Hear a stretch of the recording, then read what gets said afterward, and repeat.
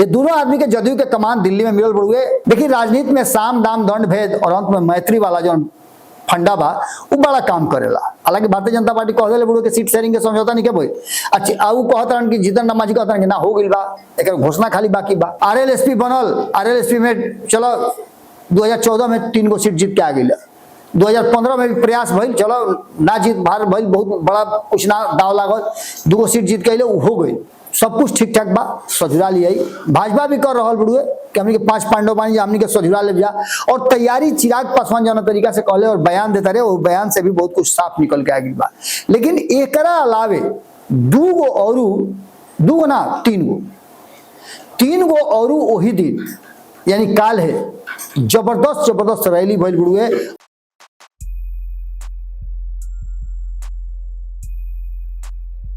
गोला नहीं हेरा से अभिनंदन बा खुंटा ठोक पर वालों के खाली फिर से बहुत बहुत अभिनंदन और स्वागत करता नहीं।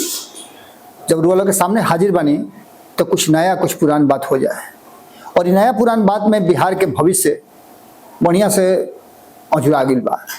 ऐसा माहौल बनल बा जना में कभी खुशी होता कभी गम होता। एक पीछे के कारण बा कि जब तक ले सीट शेयरिंग के समझौता ना हुई तब तक ले बिहार के राजनीति में कुछ सजुराई ना बल्कि और अजुराते जाई।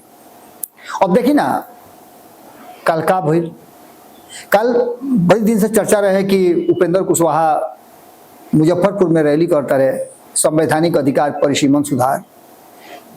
तो ओकरा बादे तुरंत खबर आई कि चिराग पासवान भी तैयारी शुरू कर दिले बा और चिराग पासवान वो जगह से तैयारी जहाँ करता जहाँ से अभी तक ले एनडीए गठबंधन के हालत खास्ता बा। 22 गो सीट बा शाहबाद में, जना में मात्र 2 गो सीट भेटाई रहे। ये सारा चर्चा हमनी के रुआ से कह दिल बन जा। लेकिन अब ही जो चर्चा करे खातिर आइल बनी ओकरा में सबसे बड़ बात बा कि भाजपा ऐसा ना पेच उझरा दिलस कि जौना फेरा में कहीं ना कहीं सारा खेल जौन बा वो अब भंडोल होके जा रहा बा। कैसे का हुई एक पीछे के कहानी रुआ के आज हम बताओ तनी। और जौन दिल्ली से होते हुए पटना तक पहुंचल बड़ुए और आरा से होते हुए सीधे दिल्ली और मुजफ्फरपुर से पटना तक ले आइल बा, उस सारा खबर के अगर निचोड़ के रुआ देखी तो एक बात समझ में आई कि कुछ नहीं के भाई भाजपा ही साफ कर दिलस। काले रुआ लोग के खबर बता दिल रही कि भाजपा ही साफ कर दिले बड़ुए कि सीट शेयरिंग के कोनो समझौता हमनी के भइल नहीं के। हाँ फार्मूला बा, वो फार्मूला पर अब वही मंथन चल रहा बड़ुए। फार्मूला अगर हिट हो गई तो ठीक बा, ना हिट भइल तब वहाँ तो चुनाव लड़ही के बा आ सीटवा 243 गो बा, इहो बात बा। तो एकरा में होई का तो सबसे बड़ बात बा ये कि जितना पेच अझुरा तनू उतने ज्यादा उपेंद्र कुशवाहा खातिर आ चिराग पासवान खातिर राह जौन बा वो तनी और आसान भइल जाता। अगर एनडीए गठबंधन में जैसन की संभावना कम बुझाते हुए और नीतीश कुमार भी बार बार बात कहता कि सब कुछ ठीक ठाक बा सजुरा लिया। भाजपा भी कर रहा बड़ुए कि हमनी के 5 पांडव बानी हमनी के सजुरा ले जा। और तैयारी चिराग पासवान जौन तरीका से कहले और बयान देता रहे, वो बयान से भी बहुत कुछ साफ निकल के आ गई बा। लेकिन एकरा अलावे 2 गो औरू, 2 गो ना 3 गो औरू वही दिन यानी काल है जबरदस्त रैली भइल बड़ुए और रैली के तैयारी के सूचना दिखल गई बा। शुरुआत करते हैं प्रशांत किशोर से। प्रशांत किशोर जब से वो राजनीतिक रणनीतिकार के भूमिका में आयल बा और वह देखले हो कि उदय सिंह के और आरसीपी सिंह के पार्टी के कमान संभाल दिले, मौरी पे नहा दिले उनका के जब तहनिए के दुल्हा बालो हमनी के बरियात थी तो पूरा तैयारी में लाग गई बा कि बरियात कैसे सजाई और कैसे 243 गो जो सीट बा ओकर पर किला फतह कर जाई, उम्मीदवार उतारल जाई और लोग के ओकरा खातिर समझावल भी जाई। ये पूरा अभियान में लागल बा और खास करके वही क्षेत्र में लागल बा जौन क्षेत्र में उनका संभावना बा कि उनकर पैठ बढ़िया हो सकेला। सारा समीकरण उनकर गढ़ल बड़ुए और वह जानता नहीं कि वो स्ट्रेटजी के मास्टर हवे, डाटा के मास्टर हवे। डाटा उनका लगे हर जगह के होला। अब प्रशांत किशोर के लेकर के जनता दल यूनाइटेड जौन तरीका से आगे बढ़ रहा बा, जनता दल यूनाइटेड के बेचैनी बढ़ गई बा और जनता दल यूनाइटेड अब प्रशांत किशोर पर हमला शुरू कर दिले बा। एक पहले प्रशांत किशोर पे इतना हमला ना होता रहे, लेकिन अब नया पुरान नेता आवे लगले और यह बात के लेकर के चर्चा शुरू हो गई बा कि प्रशांत किशोर काहे भगले जनता दल यूनाइटेड से कि वो नीतीश कुमार से कहत रहन कि नीतीश कुमार उनका के उप मुख्यमंत्री बना दे। जबकि प्रशांत किशोर ऐसा कोनो बात ना कहले। उनका देखने हुआ कि पश्चिम बंगाल में भी ममता बनर्जी कैबिनेट के दर्जा दिले रही, ओकरो के छोड़ छाड़ के चल। खैर प्रशांत किशोर के राजनीतिक और जो रणनीतिकार के भूमिका बा वो अलग बढ़ गए, लेकिन ओकरा अलावे आईपी गुप्ता भी तैयारी करता, चिराग पासवान और उपेंद्र कुशवाहा में सारा मामला फंस गई। लेकिन अलग अलग जगह पर अलग अलग तैयारी चल रहा है। आईपी गुप्ता के बारे में अलग बता देनी कि आईपी गुप्ता ट्रम्प कार्ड हो गई बड़न, वैसा ट्रम्प कार्ड बड़न कि जौना पत्ता में भेटा जी है वही ओकरे जीत हो जाई। कारण कि इनका लगे जो वोट बैंक बा और काल हो जो जनसभा भइल, परसों जनसभा भइल, वो सारा जनसभा के रुआ आकलन करके देख ली, अंगुरी पर गिन के देख ली तो रुआ बुझा जाई, फोटो तस्वीर देख ले तो रुआ बुझा जाई कि कौना तरीका से वो एक एक डेग आगे बढ़ा रहा और सारा जो उनकर एक एक डेग जौन बा वो कतना लोग के छाती पर पड़ रहा है। अब एहिया से बात अभी होते रहा तब तक ले एगो और खोचस लाग गई। लोग को पता पड़ा कि उपेंद्र कुशवाहा और सम्राट चौधरी के लेकर के लगातार ही चर्चा हो रहा बा कि कुशवाहा के नेता के, कुशवाहा समाज के नेता के हुई। लगातार वो देख ले श्री भगवान कुशवाहा से लेकर रामेश्वर महतो तक, रामेश्वर महतो से लेकर के मैंने दुनिया भर के कुशवाहा नेता के कोनो मतलब एक बात समझ नहीं कि वर्तमान स्थिति में लौकुश राजनीति में जो कुर्मी समाज रहे वो तो अपन 20 साल पूरा कर लो, लेकिन कुशवाहा समाज अब गद्दी पर बैठल चाहते हुए और बार बार कहता कि जो समझौता हमने के भई रहे त्रिवेणी संगम, वो त्रिवेणी संगम का समझौता लागू होकर चाहिए। तो के लागू करी? लालू प्रसाद के हाथ में बाना की लागू करी है और नीतीश कुमार होके ना दी हैं। अब कुशवाहा समाज जो बड़ुए अपन एगो नेता खोजे लागल बड़ुए, कारण कि उपेंद्र कुशवाहा चाहे जितना भी राजनीति कैले होकस, उपेंद्र कुशवाहा के राजनीति से केकरा केकरा फायदा भइल इरुआ बढ़िया समझ ले होकस। एकरा बाद सम्राट चौधरी के राजनीति भाजपा पर टिकल बड़ुए। भाजपा जो फैसला करी कतनो बढ़िया सम्राट चौधरी कह देस और भाजपा के शीर्ष नेतृत्व अगर फैसला कर दी कि ना भाई उनका के ना बनावल जाई मुख्यमंत्री, तो जहाँ जैसे बाव सही तमा जाई सब। एकरा के लेकर के कुशवाहा समाज के बात के लेकर के नागमणि कुशवाहा होकस, रामेश्वर कुशवाहा होकस, श्री भगवान कुशवाहा होकस, इस सारा लोग तैयार बा। श्री भगवान कुशवाहा तो यहाँ तक ले कह दिले कि जैसे नीतीश कुमार के बेटा के नाम आयल तो कहले कि नीतीश में लालू में फर्क कर रही जी, जब वह अपना बेटा के लेके मैदान में उतारिए दिए तो एक सीधा मतलब रहे कि चाहत ना रहन कि कुशवाहा समाज के जो कुर्सी बा छिनाव, जबकि रुआ पता पड़ुआ कि नीतीश कुमार उनका के बुला करके बुलाटा दे करके बुला करके उनका के एमएलसी बनौले। ये सारा बात अपने जगह बा, लेकिन कुशवाहा समाज अपने को नेता के तलाश कर रहा बड़ुए। यही बीच में निशिकांत सिन्हा जो उनकी बिजनेसमैन बड़े और लंबा समय से करीब हमरा बुझाता कि साल भर से लोकसभा चुनाव के समय ही उनका नाम बहुत तेजी से आगे आई रहे। पहले भी उनका नाम धीरे धीरे करके लोग जानत रहे, चूंकि जो क्षेत्र से नालंदा साइड से आवेले वो क्षेत्र से कई गो नेता बन जो उनका से मदद भी लेते रहे। और चूंकि बिजनेसमैन आदमी हमें तो पैसा रुपया वो लोग देते रहे, मदद करते रहे और भी कई तरह से मदद करे। शिक्षा जगत से जुड़ल बन ओकरा के लेकर के भी जो गरीब लोग बा वो लोग शिक्षा दीक्षा के भी काम करेलन। एक चलते भी क्षेत्र के लोग उनका जानते हुए। जब वो कुशवाहा समाज के बात आई और उनका ये बुझाई, जैसे देख लो छगन भुजबल के कि जब केहू के लगे कुछ घटेला तो छगन भुजबल भी पहुंच जाला महाराष्ट्र। देख लो कब कि चाहे वो पृथ्वी माली के बात कह ली या फिर उपेंद्र कुशवाहा के बात कर ली, नागमणि कुशवाहा के बात, इस सब लोग लाइन लगा करके और छगन भुजबल के सबसे बड़ नेता कुशवाहा समाज के माने रहा। और बिहार में कुशवाहा समाज के युवा नेता के बा उपेंद्र कुशवाहा बेरी बेरी काले के वो अपना रैली में कहले बड़े कि चैलेंज होला न तो हमारा काम करे में बड़ा मजा आवेला और चैलेंजे पर हम काम करी ले। तो कोई हाली और इस्तीफा देवा भाई, तारा इस्तीफा देला के चलते तारा समाज के कई गो लोग के हाथ कट जाते हुए।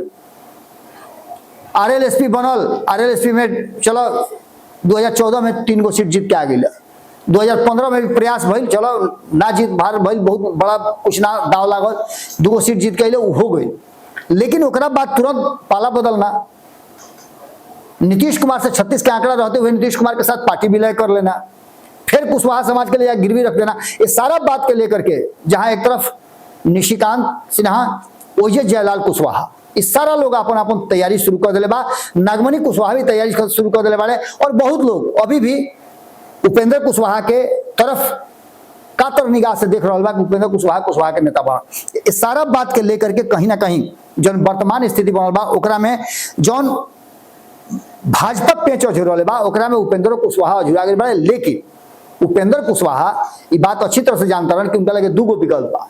पहला विकल्प कि अब की हाली विधानसभा के चुनाव लड़ी है, जैसे चिराग पासवान घोषणा कर दिले कि अगर एनडीए के बेहतरी हुई, पार्टी के संगठन के मजबूती मिली तो हम बिहार में चुनाव लड़े खातिर तैयार बनी। उपेंद्र कुशवाहा जवाब ज्यादातर कि अपने से बोए के पड़ी, अपने से जोते के पड़ी, अपने से सोहे के पड़ी, अपने से खाद पटावे के पड़ी, पानी पटावे के पड़ी, अब फसल भी अपने से काटे के पड़ी। कारण कि काटल कटावल ना मिली।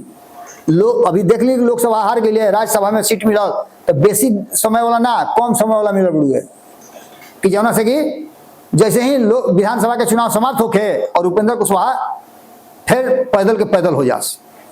उपेंद्र कुशवाहा बिहार में चुनाव लड़े के पूरा तैयारी कर ले बारे। विधानसभा के चुनाव उपेंद्र कुशवाहा भी लड़ी है और एक साथ साथ चिराग पासवान तो घोषणा करिए दिले बारे चुनाव लड़े वाला और कई गो दल बड़ा। एकरा में सबसे बड़ बात बा कि जो नया परिस्थिति आयल बड़ुए वो परिस्थिति में लगातार चिराग पासवान के और उपेंद्र कुशवाहा के, जीतन राम मांझी के दूर जानते बानी कि जीतन राम मांझी के न 9 में बाड़े न 13 में बाड़े। उनकर असल स्थिति बड़ुए कि न 3 न 13 वाला कहानी में वो अभी भी इंतजार करता है कि उनका 20 को सीट मिली। लेकिन जो सीट शेयरिंग के समझौता देखनी ओकरा में भारतीय जनता पार्टी के सोचे कुछ अलग बा। हालांकि भारतीय जनता पार्टी कह दिले बड़ुए कि सीट शेयरिंग के समझौता नहीं के भाई।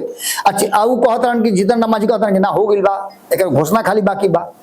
ये सारा बात के लेकर के असमंजस के स्थिति में कहीं ना कहीं चिराग पासवान खूटा ठोक दिले वाले और प्रदर्शन भी उनका जो रहा लोकसभा में वह बात से साबित कर दिले वाले कि उनका के Bharatiya Janata party let down ना करी। जब नीतीश कुमार बात कह रहा बा कि भाई एनडीए गठबंधन रही तो और केहू रहो चाहे मत रहो, हमनी के संगे चिराग पासवान जरूर रही है।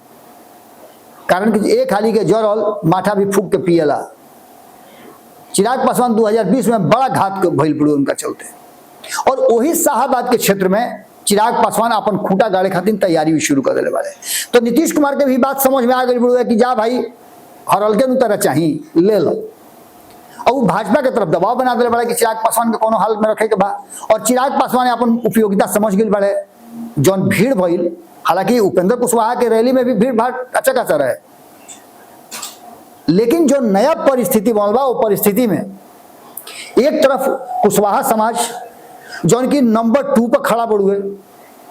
ओबीसी में अगर देखी तो यादव के बाद कुशवाहा समाज बड़ुए। कुशवाहा समाज ही नहीं के 14% कुशवाहा के बाद जो 13% से अधिक अन्य जाति वाले उस सारा कुशवाहा के पीछे पीछे लाग करके 13% के 14% के बराबर हो जाले।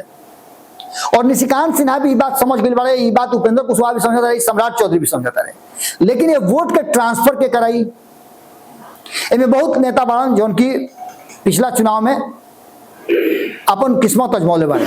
ये चुनाव में आवे वाला समय के रुआ लोग से बार बार कहते नहीं कि एक नया युग के शुरुआत होकर जा रहा है और जना के लेकर के कहीं ना कहीं नीतीश कुमार और तेजस्वी यादव पर आफत की घड़ी आ जाएगी। भारतीय जनता पार्टी जो तरीका से कहला था कि सीट शेयरिंग के समझौता नहीं के भाई तो नीतीश कुमार पर सही गगरी पानी गिरल हुई और संगे संगे जीतन राम मांझी पर भी। एक पीछे के कारण बढ़ुए कि भारतीय जनता पार्टी अब दूसरा मोड में आ जाएगी। चूंकि कमान जौन बा वो अब नरेंद्र मोदी के हाथ में नहीं खे।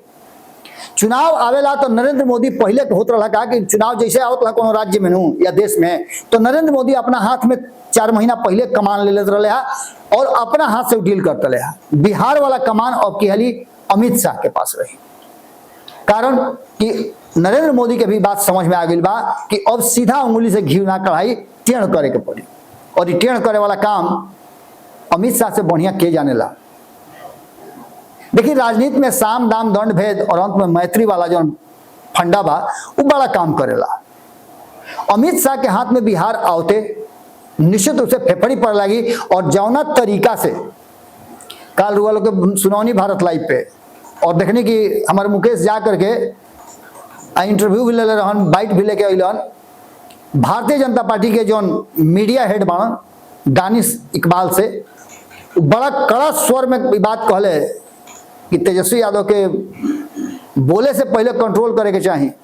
वो तो अपने फसल बड़े ए भाई कईयों केस चल रहा बड़ुए और अगर ये बात साचो बा, हालांकि यह बात के कोनो प्रमाण नहीं थे। तेजस्वी यादव बार बार कहता है कि संवैधानिक संस्था के दुरुपयोग कल जा रहा बड़ुए।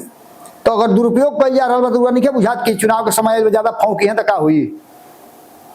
केस मुकदमा चलिए न रहल बा, राष्ट्रपति महोदया से आदेश भी आ गई बा, अब तक गई माघ दिन 29 बाकी अंगुरी पर गिना रहल बड़ुए।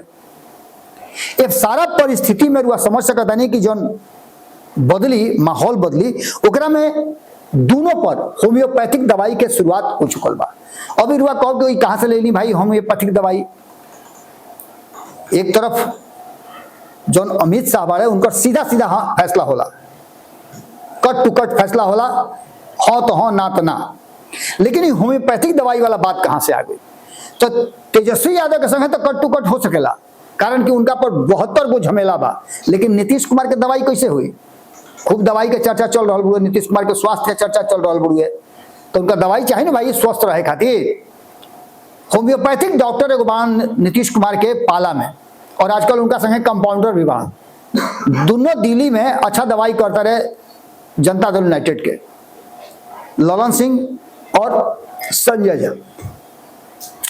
ये दोनों आदमी के जदयू के कमान दिल्ली में मिलल बड़ुए। रुआ देखले हो कब कि जैसे लोको सेट में रुआ देखले ट्रेन में गई लोग तो देखले हो कब कि जहाँ ट्रेन में गार्ड बदले के या ट्रेन के इंजन बदले के जहाँ जगह होला वो जा देखब कि ट्रेन के इंजन रुआ खड़ा बैठल बानी आ तुरंत 15 मिनट में वो इंजन जैसे गाड़ी लागल इंजन लेके चल गई सेट में और दोसर का इंजन हो जा करके लाग गई, रुआ बैठले बानी अभी सोचते बानी कि अब खुली तो देखले सब चेंज हो गई। वही तरीका से ऐसा ले करके विजय चौधरी अशोक चौधरी गईले नीतीश कुमार के, और दिल्ली जाते हो लोग पते ना कि कहाँ बालू।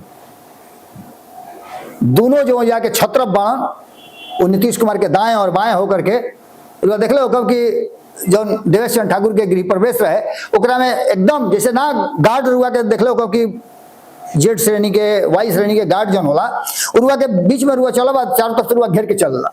रुआ देखलो प्रधानमंत्री मुख्यमंत्री चाहे जगह के श्रेणी के जेड वाई श्रेणी के गार्ड में रुए रुआ देखलो कब कि ऐसे घेरा बना करके चारों चलला, बीच में नेता चल रहे। वो स्थिति हो गई और जैसे गईले बुझा था कि कुछ खैबो कैले कि ना खैले, लेकिन तुरंते वजह से फिर उनका के एयरपोर्ट तक ले आकर के और संजय झा संगे संगे अले कि कहीं ऐसा ना के बीच में कुछ उन्हें बात होके लगे। यानी कि सीधे तौर पर समझ लें कि नीतीश कुमार के भी होम्योपैथिक दवाई चल रहा बड़ुए और नीतीश कुमार के पास भी बहुत ज्यादा लंबा हाथ गोड़ नहीं खे रोल से। बहुत महत्वपूर्ण बात कहे जा रहा बनी, भारतीय जनता पार्टी के कमान अमित शाह के हाथ में आना और नीतीश कुमार और तेजस्वी यादव। अभी रुआ पहले वाला बात मत कहो कि नीतीश कुमार फट से उन्हें दौड़ के चल जाते रहे, फट से उन्हें दौड़ के चल जाते रहे, वो स्थिति नहीं है। स्थिति बा कि तेजस्वी यादव के भी अभी दबाव बढ़ गई बा कि उनका मुख्यमंत्री के कुर्सी के साथ कोई समझौता ना करे के पड़ी, भले नीतीश कुमार आवस चाहे मत आवस। चुनाव के बाद देखल जा सकेला कि का हुई, लेकिन चुनाव के बीच में नीतीश कुमार और तेजस्वी यादव एक संग रुआ ना लोग सकेले, कारण कि नीतीश कुमार के चाहिए मुख्यमंत्री के कुर्सी और तेजस्वी यादव दिहे ना। अगर देवो करिए तो ओकरा बाद खेला दोसर शुरू हो जाए, होम्योपैथिक दवाई शुरू हो जाए। ये चलते अब की हाली के चुनाव कुछ विशेष होके जा रहा बुढ़े और भारतीय जनता पार्टी के दबदबा दबाव और 3 करोड़ वोटर के जो ले आवे के तैयारी चल रहा बुढ़े। हालांकि एगो बड़ा इंपॉर्टेंट बात रुआ से कहता नहीं, भारतीय जनता पार्टी खूब तैयारी कैले बा।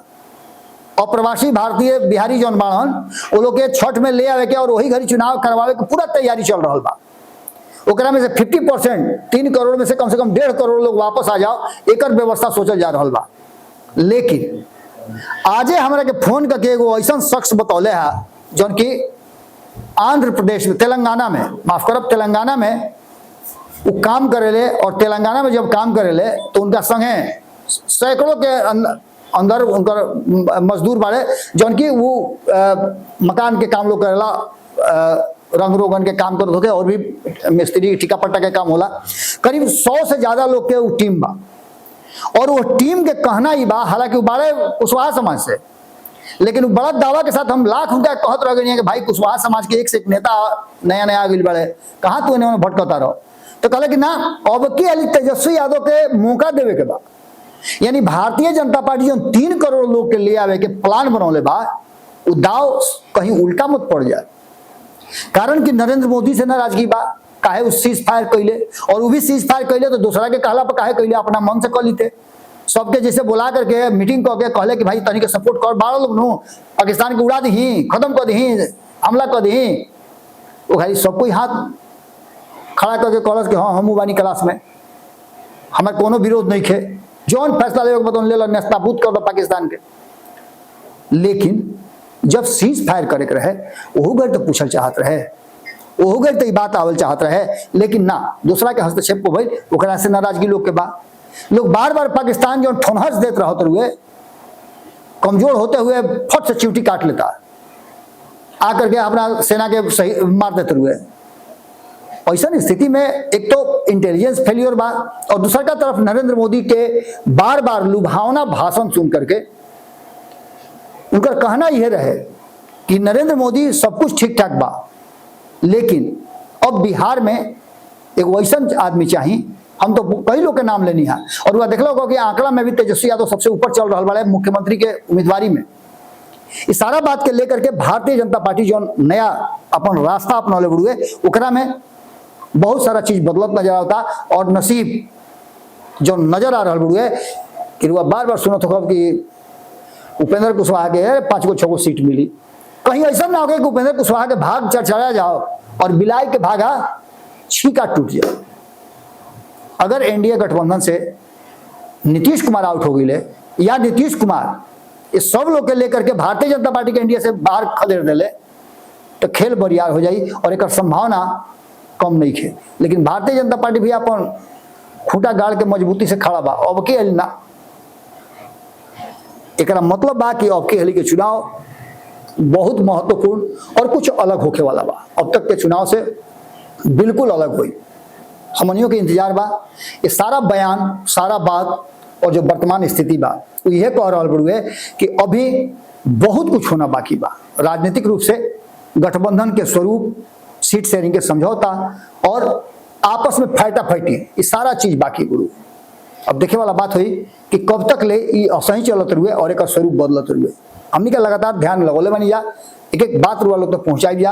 आज यही रुआ लोग से विदा लेता नहीं, फिर कल भेंट होके के वादा के साथ गोड़ लगाता नहीं।